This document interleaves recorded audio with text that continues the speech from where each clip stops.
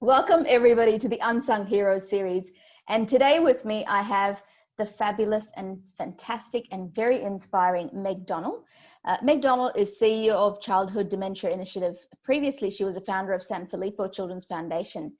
Now, I've only got a little bit about San Filippo as a disease, if you want to call it that, but I'll let you, Meg, talk about childhood dementia, which affects a lot more children than I realize. I mean, I didn't even know that dementia affected children, so there is a lot for our listeners to hear about. But San Filippo affects the brain and progressively damages the brain, leading to death well before children reached adulthood. And I'm really sorry, but Meg has two children who are affected and impacted by this awful disease. So welcome, Megan. And I know you're making a big difference in the community. You've just started the Childhood Dementia Initiative. So I'm going to let you talk about that and a little bit about your story as to why you got started. It's obvious, but I might just get you to talk about it. Megan. Yeah, for sure. So I started the San Filippo Children's Foundation 7.5 years ago. And prior to that, I had no not-for-profit or medical experience at all. I was working as a management consultant and a project manager in the corporate world, and I'd done that for many years. My whole world was rocked basically in May of 2013 when my kids were both diagnosed with a condition called Sanfilippo syndrome, which is effectively a form of dementia that affects children. My son at that stage was 2 and showing absolutely no signs of the disorder. My daughter was 4 and had some very mild developmental delays, but we'd had no warning signs that anything significant was wrong with them. At that stage, within a period of about 6 to 8 weeks of shock, I decided that I wanted to make a difference for children and families who were affected initially by Sanfilippo. And I understood at that stage that my kids were unlikely to benefit from any of the emerging therapies that we thought were coming, but I wanted to make sure that families in the future had options that we didn't have, because effectively when they were diagnosed with this condition, we were told, we know exactly what's happening to your kids, but there's nothing you can do about it. So I started San Filippo Children's Foundation, and over the last 7.5 years, we're about to announce actually our 31st project. And those projects range from some small PhD scholarship top-ups right the way through to a clinical trial using pioneering technology, gene therapy. And we've raised over that period $9 million. Wow. And it's amazing when I look back it's just 7.5 years. Yeah. Wow. And I'm actually reflecting quite a lot on it because I've literally just handed over my role as the CEO of San Filippo to a new CEO who's going to take over and continue the amazing work that our team does. And the reason I've done that is I've started this new initiative, the Childhood Dementia Initiative. I kept seeing other diseases like Sanfilippo that presented with dementia in children, struggling with all the same challenges that we were struggling with in terms of fundraising, in terms of getting researchers interested in the field, in terms of those researchers actually getting access to funding. And I noticed that there was a lot of siloed activity happening in the research space. You know, when researchers did manage to get funding, and it's a really difficult thing for these amazing researchers to actually get funding for these disorders, they're often funded just for that individual disorder. So there's nobody looking collectively at this group of disorders, which is known as childhood dementia. And in fact, when I first started thinking about this as a concept, I wanted to understand what's even the incidence of childhood dementia.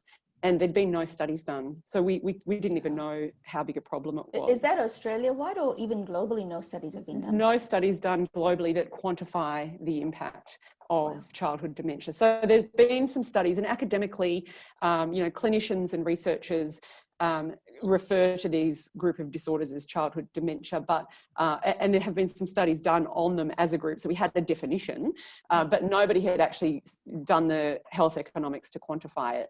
So I reached out to a friend of mine who runs a health economics consultancy, and he and his team very kindly agreed to undertake this study for us, and they did that on a pro bono basis, which was just amazing, FEMA consulting.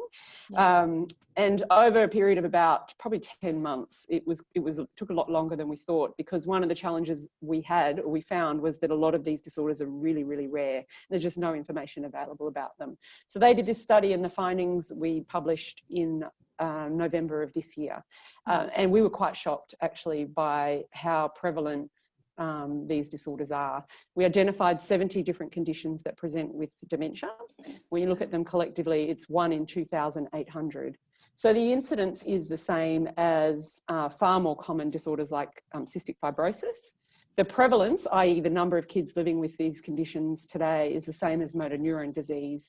And one of the really shocking facts that came out of the study was that the death rate for dementia in children is actually higher than the death rate for cancer in children. Good. So yeah, it's given us this incredible platform, I suppose, to really reframe how the world thinks about dementia in children.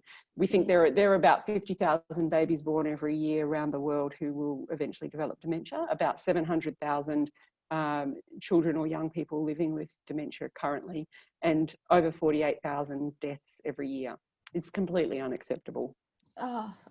As I said earlier, Meg, like I did not know this existed until I spoke to you, or I was referred to you to talk to. So it's really, really sad. A question I'm sure a lot of parents who are listening might ask, how do you know that the child has either Sanfilippo or dementia? Like, how did you pick it up? I'm so sorry to ask this question, but I thought it would be useful for the listeners. Well, one of the challenges that that families have is because the underlying disorders are all individually very rare. And so, and in the early days, and there's a spectrum, some of them present in early days of infancy, others don't present until, their teenage years in some cases. My kids are around average, they presented, in toddler sort of age. And the problem is that the signs that you first see are often quite mild. And as I said, alarm bells weren't ringing, certainly for my kids. So in my kids, what we saw was a slowing of development. In the early days, they'd hit all of their early milestones, but we observed around 2 or 3, they slowed in development. Their language wasn't coming like it was with other kids. Some of their motor skills weren't developing as we thought they should. But, there's a lot of things that can present with that aren't dementia. But one of the things we want to do is educate the medical community who will see these kids to know that, if we have a presentation of particular symptoms, check for this group of disorders. And with genomic testing and genetic screening and a lot of the progress that's happening in that space, I think we're going to see a change in diagnosis. It's an area that we'll certainly focus on in the Childhood Dementia Initiative, but most families who have kids with these conditions will report a diagnostic odyssey, a period of time when they know something's wrong and they're trying to find the answers. And that can be really hard on families. Sometimes that goes on for years. Is this genetic in any way, Meg, or is it? All of the 70 conditions are genetic in nature. So one of the other things that we will be advocating for is increased awareness and access to carrier screening.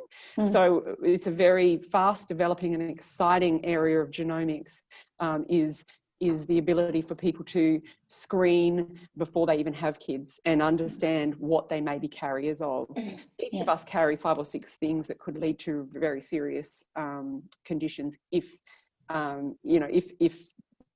paired with somebody else who has the same genetic mutations. And so we believe it's everybody's right to understand their genetic risk, and then they can make whatever decisions they want from there.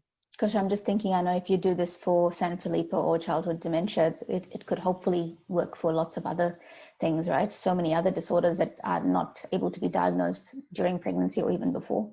Yeah, so and there's a lot of work already happening. There's a program called Mackenzie's Mission, which is underway, which is looking at hundreds and hundreds of different disorders. And we're very hopeful that will change the landscape for disorders like dementia in the future. Yes, absolutely. So, I was going to ask what's next for you. I know you're just starting the Childhood Dementia Initiative. What are you trying to achieve, Meg? I mean, you've mentioned a few things, obviously bringing awareness. But I also wanted to ask the foundation that you started previously and this one, if parents who have children with this disorder, is this the support foundation as well, or where do they go for support? So we don't offer support at San Filippo, but we have referral pathways to other services who offer very good support. So we didn't go down that path because there were already people doing that and doing that well. So we are also working with some of the ageing dementia groups who already offer tremendous counselling and support to families dealing with ageing dementia. And so we're working with them to extend their services to cover the childhood dementias as well. So it makes complete sense, right? Yeah, absolutely. And it's really interesting. So our big goal is to really reframe the way these rare conditions are considered and get everybody who's involved in the care of these children to think about these as dementia, not only as the underlying conditions. And that grouping and bringing together of disorders is something that has been done with really great success in a lot of other fields. Certainly within the childhood space, childhood cancer has had huge progress by bringing together all of the individual cancers under a single umbrella and studying them together, because you get economies of scale, you learn across the different disorders. And of course, in our situation where all of these conditions are individually rare, bringing them together, you're able to scale in terms of clinical care. So that's a really important thing to do. Another example is cerebral palsy. We all think about cerebral palsy as with the umbrella term, but in fact, cerebral palsy is also increasingly, we know with genomics and how they're progressing, a number of different disorders underneath. So it's not necessarily a new idea.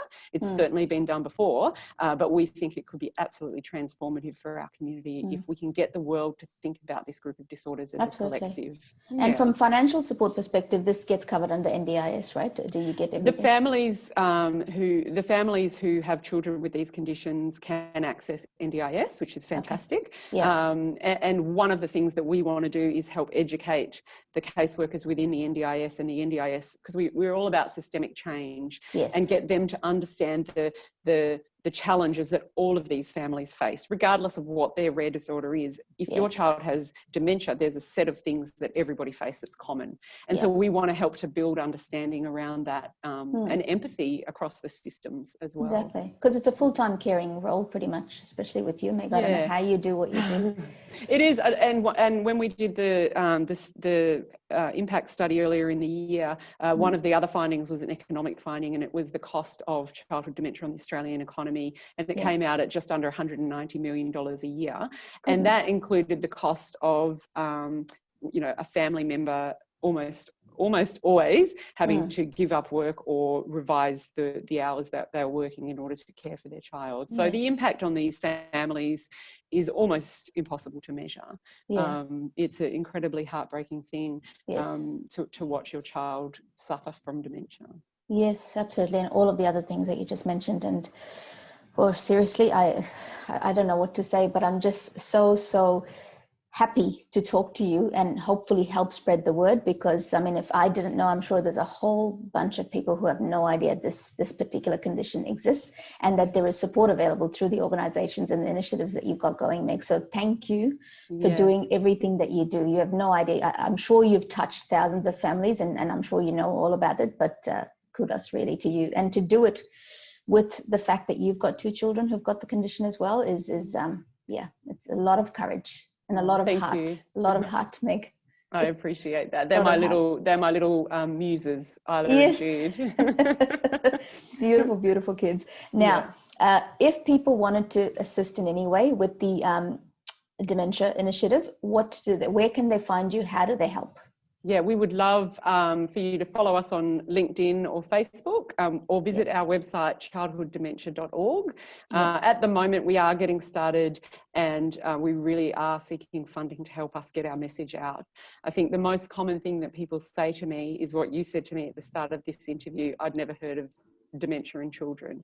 And we can't change that unless people understand that this is a problem. So we would love you to visit, donate, and also talk to people. Tell 3 people that you talk to over the holiday period about childhood dementia. Yeah, absolutely. I'll make sure that I post all of the relevant links at the bottom of this video on LinkedIn and all of the social media, and I'll make sure I share. And if you could share too, Meg, so we can get the word out as best as we can. And right now at Christmas, if people can be generous, I know a lot of people are going through tough times, but these children need us just as much as we need that. Yeah. So thank you so much for everything that you do, Megan. Oh, really appreciate you. Thank you.